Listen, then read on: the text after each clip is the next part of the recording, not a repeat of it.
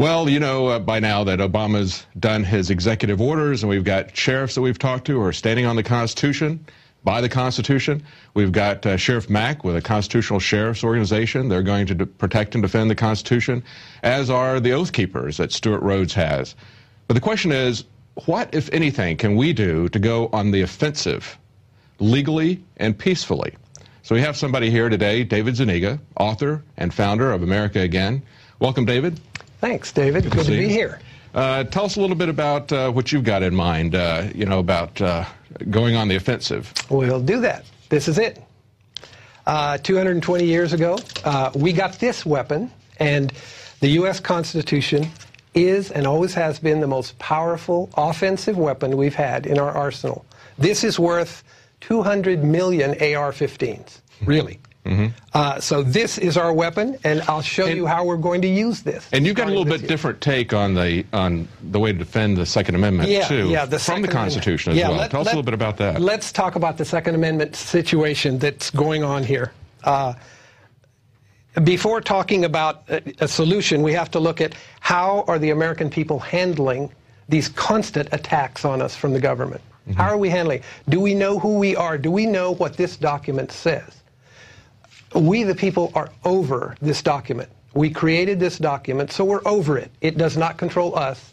It controls and limits the government that we created in this document. Okay, so that, and I know you know this, but the people need to understand this is very powerful. We have never enforced it, not once. Right, and the Bill of Rights was set up to, they were concerned, if you look at the preamble to the Bill of Rights, they were concerned that people didn't realize that the Constitution was something that was constraining the central government and gave it limits, and so they came up with an additional 10 amendments to clarify individual rights as well as some rights that were retained by the states. So I want to go into some stories that you've done, that InfoWars has been doing, and the way the American people have been looking at this gun grab, this latest gun grab, because it's a perfect way to show how we don't grasp what we have here, okay? So let's, and let me just say, the people are the top sovereigns over government in America.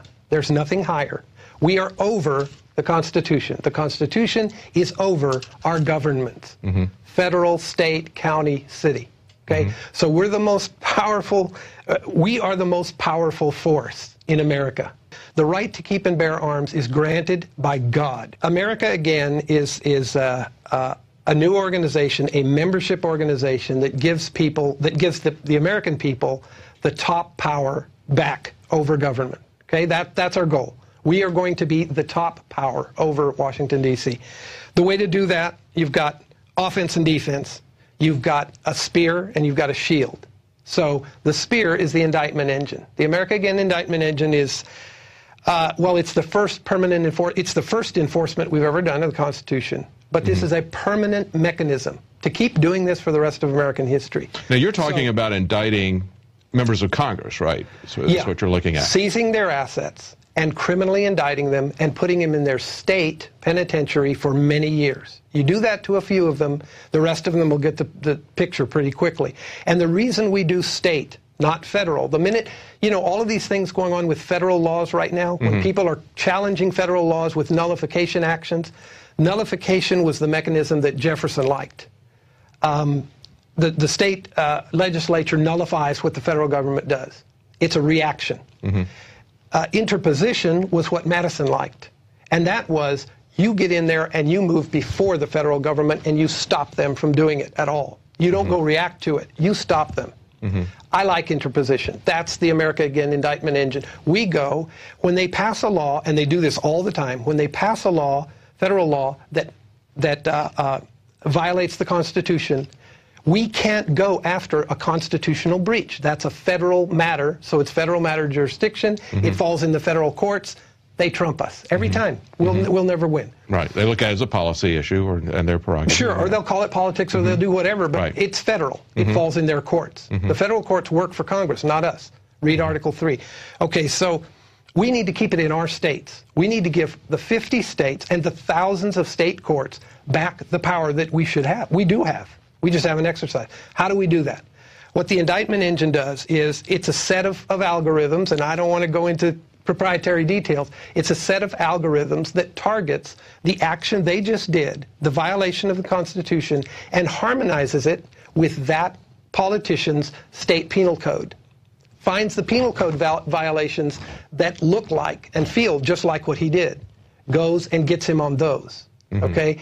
Right here in Austin, Tom DeLay was convicted of 2 counts of, what was it, money laundering, I think? Something like that, Tom DeLay was the second highest member of the House of Representatives when he did that. This was the first time this has been done. A state court criminally indicts a member of Congress for what he did while he was in Congress. And that state court won. It convicted him. Now, we're going to do that all the time for the rest of history with every member of Congress for every breach and violation of the Constitution. There are so many violations of state penal codes happening. If you harmonize them in this way, it's not hard to find. I mean, well, I'm sure there are. I mean, you know, we just saw a situation where members of Congress were caught doing insider trading. And of course, their response was, "Oh, we'll exempt ourselves from that." You know. Yeah, Title 32, Texas Penal Code, fraud. I mean, I'm telling you right now, we have the goods on every member of Congress. Every member of Congress. And I'd like to give a couple of personal notes to people. First, to you, to the people watching, to my friends, to my fellow Americans. You know, I know it's been hell, and since Obama was in office, and since Bush was in office, and since, you know, Clinton was in office, and the other Bush, we've had hell. But it's been our fault. We need to do something about it. It's not going to happen by itself. I'm not going to do your job for you. Only you can do it. It's time to go on offense. Join us. To Obama, I want to talk to you, man. I know you'll probably never see this, Obama. I can't call you president because you've never been my president. But don't feel bad. George Bush wasn't my president either. Clinton never was my president. You guys don't deserve the title.